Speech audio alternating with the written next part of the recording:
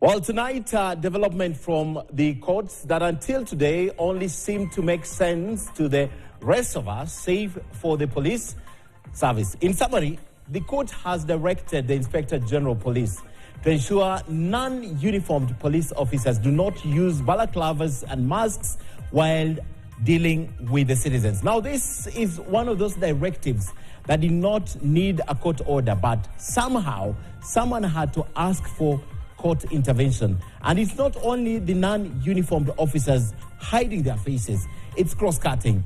While the world is asking officers to be more accountable, moving away from just requiring them to identify themselves to mandating them to have their cameras on at all times during operations, Kenya seems to be retrogressing. Now, this is not healthy, not only for the citizens, but even for the police service. And we will tell you why and how Baby Pendo's inquest is a saving grace. Days before the last anti-government protests, the courts ordered the officers not to use tear gas, water cannons, batons, and rubber bullets against non-armed demonstrators. Truth is, that Thursday, the last protest recorded extra violence from the police. They brutalized anyone standing on their way, including ourselves, the journalists.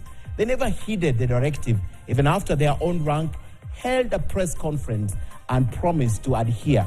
So will they show face during protests going forward? We doubt. The reasons they keep on hiding their faces is because they believe they will not be accountable and responsible for violence meted on civilians since they can't be identified. They have taken this further, concealing their registration number plates of their official motor vehicles and using non-marked cars. You cannot trace or identify themselves anymore. So what's the difference between them and the thugs or goons? It's their courage to implement illegal orders. Now, this is very dangerous because tomorrow, a car will stop me or you or even them. A civilian will disembark, brandishing a walkie-talkie from the back streets, an illegal firearm, and second-rate handcuffs. They will be driving a Subaru or even a VW Tiguan. They will kidnap you, and no one will be able to account for you. Worse, they will come to your home, break your gate and your door, force entry, kidnap, or even harm you, and the police will deny it's one of them.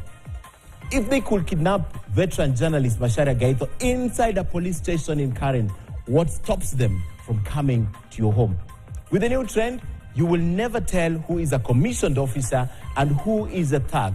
Now, Kenya, we can't go this direction. We shouldn't accept this. It's recipe for anarchy and lawlessness, aided by the very custodians of the law. But there is hope because Kenya has ratified the Rome Statute.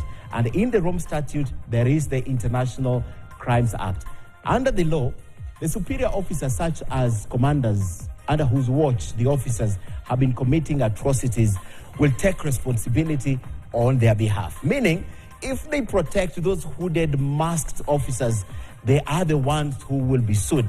Now, this came out during the Baby Pendo inquest when 12 senior police officers were charged after individual officers who committed the atrocities leading to the death of Baby Pendo, among others, quote, were protected.